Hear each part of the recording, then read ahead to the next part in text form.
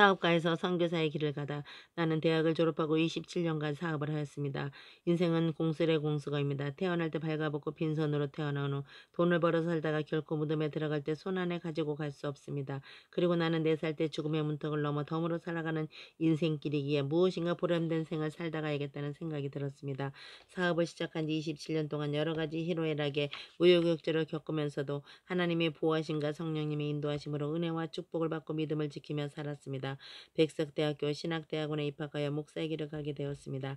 당시 27세 된 장남에게 사업을 인계하고 신대원 3년 과정을 마친 후에 미국 갈보리 챗불에서 목사 안수를 받고 아프리카 선교사로 섬기게 되었습니다. 선교사로서의 첫 과제는 서아프리카 지역에 위치한 시에라레온이라는 나라의 신학대학을 설립하는 일이었습니다. 대지 4만 평을 사주고 장남의 후원으로 건축 자금을 주었는데 10년간 내전으로 건축이 중단되고 준 자금은 다 탕진하게 되었습니다. 다시 한국의 복음 선교의 원조로 10년 후 건축이 완성되었고 지금은 초등학교, 중학교, 고등학교까지 설립되어 이 나라의 명문 대학이 되었습니다.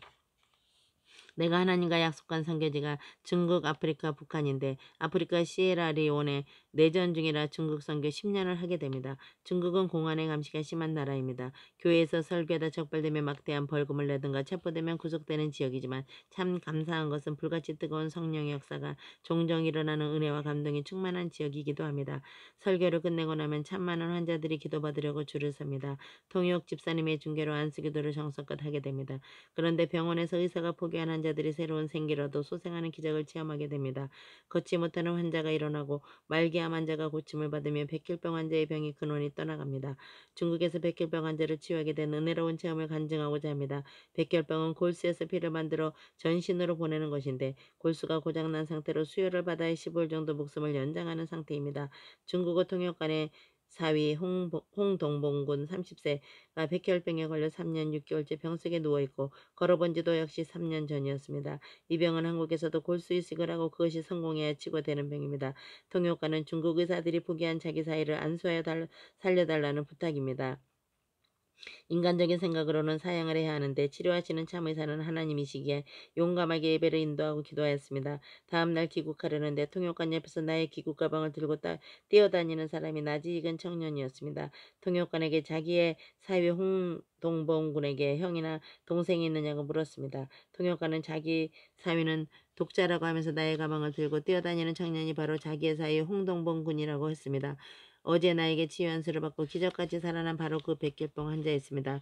그 홍동봉 청년은 벌써 20년 전인데 지금까지 피 한 방울 수혈한 적 없고 의사 만나본 적이 없이 건강하다고 합니다.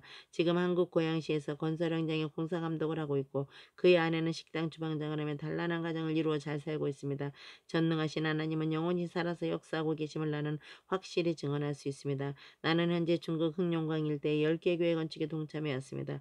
중국에서는 한국의 유명한 목사로 소문이 나서 자주 초빙을 받게 되어 10년 동안 45차 선교 여행을 하게 되었습니다. 그런데 7차 선교 여행 때 모험 찬양 가수 두 자매와 나와 동행하여 6교회를 순방하면서 부흥회를 하게 되는데 두세 개 교회가 합쳐서 연합 예배를 드리게 되었습니다. 그 당시 중국의 동북 지역에는 마을마다 공안과 비밀 경찰이 있었는데 나의 선교 사역이 적발되어 세 사람이 경찰서에 연행되었습니다.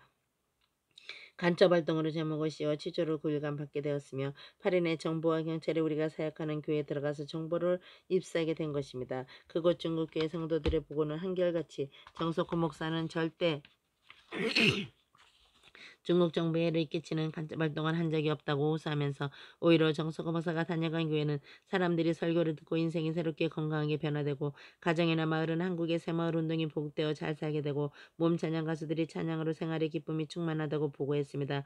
결국 나로서는 피를 말리는 9일간의 교난을 겪었지만 석방되었습니다. 석방 결정을 하는 조건에 중국법을 위반하는 활동을 했으니 2,000달러 벌금을 내라고 하였습니다. 다시는 중국을 안 가기로 맹세하였으나 각 교회마다 환자가 생기며 호출하는 바람에 45차 여행까지 가게 된 것입니다. 이 글을 읽으시는 독자 여러분, 아직도 예수님을 모르시는 분이 계시다면 지체하지 마시고 교회에 나가셔서 주님을 구주로 영접하고 사후에 천국 가셔서 영생을 누리시기를 간절히 축원합니다. 아멘.